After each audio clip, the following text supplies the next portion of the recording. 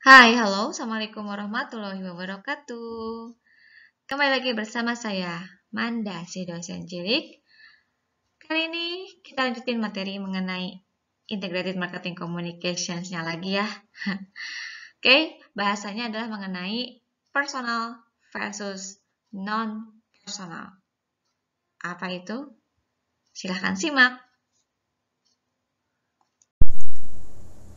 Saluran komunikasi personal itu meliputi dua orang atau lebih yang berkomunikasi secara langsung satu sama lain.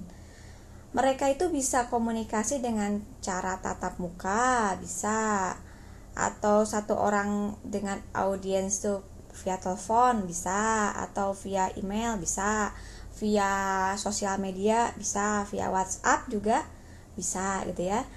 Oke, saluran komunikasi personal ini mendapatkan efektivitas melalui peluang untuk mengindividualkan penyajian dan umpan baliknya. Jadi kalau pakai media sosial itu tergantung ya. Kalau misalnya kita posting aja, kemudian ada respon dari luar bermacam-macam, itu masuknya ke komunikasi non personal. Tapi kalau misalnya ada yang nge-DM, ngiklan tapi nge-DM di Instagram contohnya, ya itu masuknya ke personal communication karena langsung ke individunya gitu ya. Oke, ada banyak saluran yang biasa digunakan. Tentunya ini tidak semua, ada yang lain-lain, teman-teman boleh tambahkan.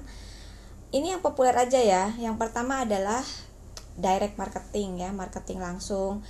Biasa kalau sore-sore ya ada pegawai Alfamart terus datang ke rumah ngasih flyer gitu ya. Nah, itu direct marketing gitu ya. Ada juga yang pakai sales promotion, itu apa ya, sering banget lah, ada diskon, kemudian nawarin ini ada diskon loh gitu ya. Kemudian apalagi ya, personal selling, jadi ada orang datang ke rumah terus jualan. Kalau di komplek masih ada nggak sih? Kalau dulu tuh sering banget ada tukang panci datang ke rumah gitu ya, terus nawarin panci atau sapu gitu ya. Kalau sekarang mungkin apa ya yang masih keliling komplek?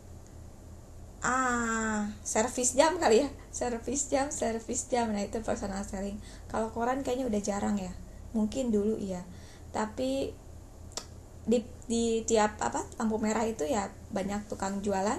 Nah, itu namanya personal selling gitu ya. Kemudian banyak perusahaan yang makin menyadari kuatnya perkataan dari mulut ke mulut, atau istilah populernya itu namanya word of mouth, WOM, atau faktor ucapan yang berasal dari saluran pakar atau sosial yang menciptakan bisnis baru. Mereka itu akan cari cara untuk mendorong saluran yang dapat memberikan rekomendasi untuk produk maupun jasa mereka. Apa ya? Kalau sekarang mungkin lebih ke nyari influencer gitu ya di sosial media contohnya. Terus yaitu secara nggak langsung juga jadi word of mouth juga ya. Komentar satu dengan komentar yang lainnya itu bisa jadi WOM-nya gitu ya. Kalau dalam kehidupan sehari-hari ini biasanya ke lingkungan kecil, contoh ada tukang bakso baru, kemudian pas dicicipin enak, kemudian kita ada kumpul arisan, kita cerita kalau tukang bakso tadi itu enak, dan kita bilang oh ya oke, saya kasih ranking berapa, 5 dari 5 gitu. Terus ya itu diikuti sama ibu-ibu lainnya, ya itu namanya WOM. Ada lagi? Oke, pengaruh pribadi atau personal communication ini akan sangat bermanfaat terhadap dua situasi loh. Situasi pertama apa? Situasi kalau produk mahal, beresiko, ataupun jarang dibeli.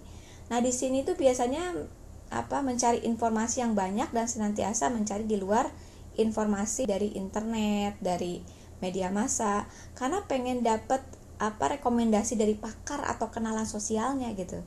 Sementara situasi kedua adalah pada produk yang menyarankan sesuatu mengenai status dan selera pengguna. Nah, di sini pembeli akan berkonsultasi dengan orang lain untuk menghindari rasa malu. Jelas ya?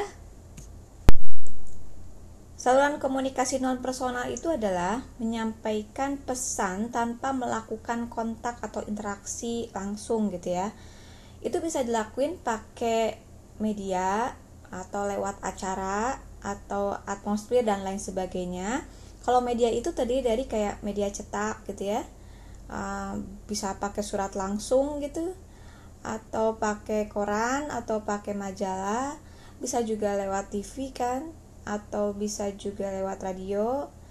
Media elektronik itu kayak audio video gitu ya, atau media display kayak poster, apalagi coba papan reklame gitu ya, loba pisan ya, banyak pisan. Umumnya sebagian besar pesan non personal datang melalui media yang dibayar. Oke. Apa aja tapi dibayar gitu. Nah, kekiniannya pembagian jadi 4. Kalau dulu itu disebutnya media aja. Kalau sekarang itu dibedain antara advertising sama interactive marketing.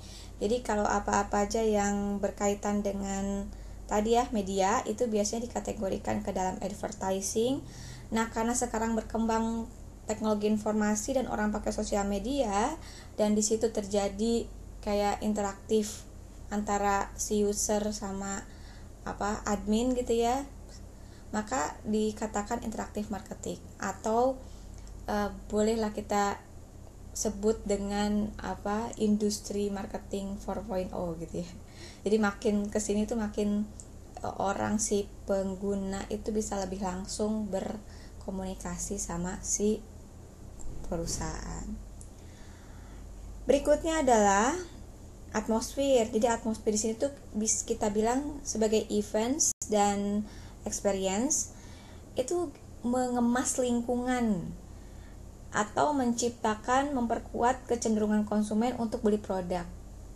Seperti contoh, kantor konsultan hukum didekorasi dengan furnitur dari kayu dan karpet oriental untuk mengkomunikasikan kesihan dan kemapanan gitu loh.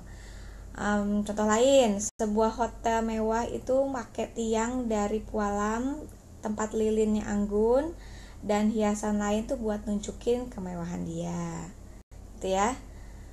Terus juga bisa lewat acara ya, atau kita bilang public relation and publicity. Jadi kejadian tuh yang dirancang mengkomunikasikan pesan pada konsumen,